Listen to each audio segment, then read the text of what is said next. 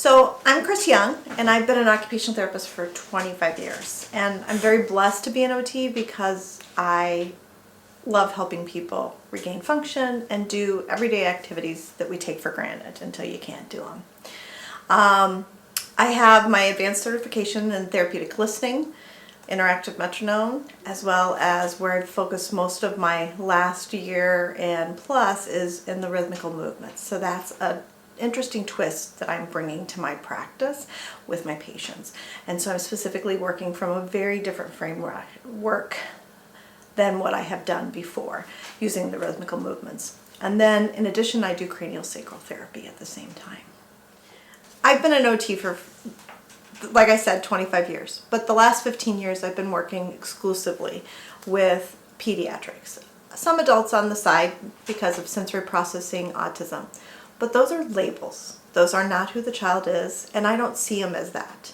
And so when I work now with the rhythmical movements, I'm working on enhancing the skills that the child hasn't developed yet, whether that's being able to void in the toilet, not have bedwetting at night, being able to attend birthday parties and not be sensitive to the sound, be able to sit at the table with the family and enjoy a meal together.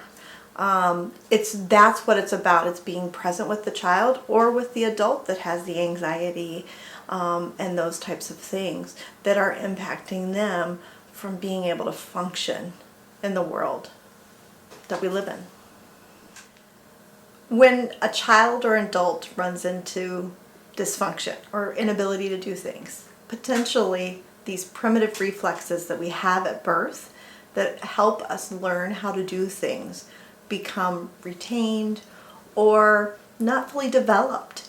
And then your foundation for your house becomes unstable. So through the rhythmical movement training that I do, we teach the body those rhythmical movements you learned in infancy that then give you the foundation to move out into the world and feel safe in the world and be functional in the world.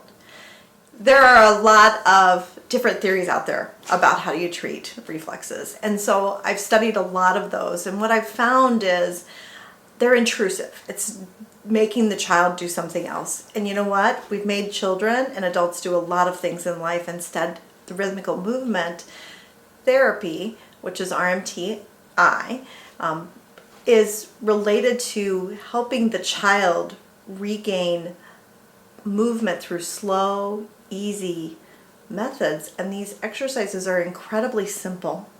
The child is successful. They believe they can do it. You don't have to fight with them to do these exercises. And it works and it changes families. Without being a structured, you have to do it X, Y, and Z, which that's not how the world works. There's gray.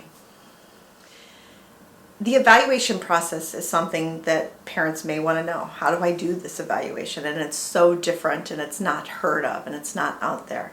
I'm fortunate to work with post-NICU grads.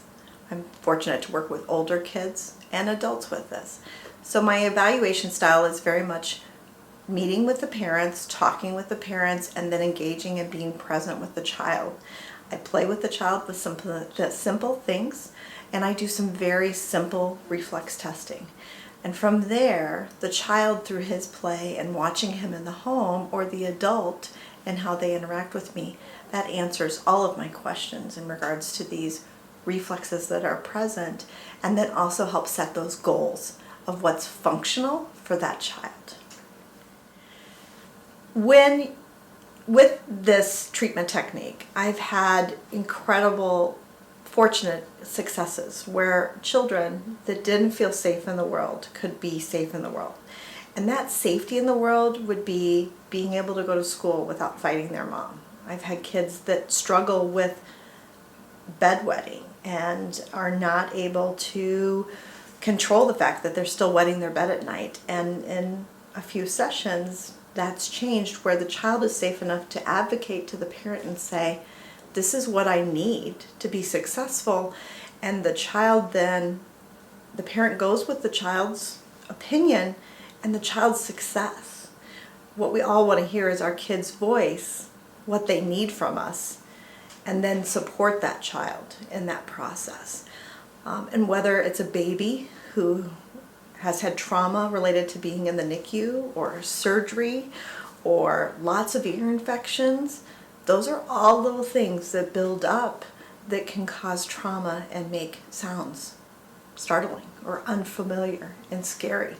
And so making that child feel safe that they can sleep through the night, or they can play with peers, or they can go to the babysitter without crying and transition to people that are safe in that way.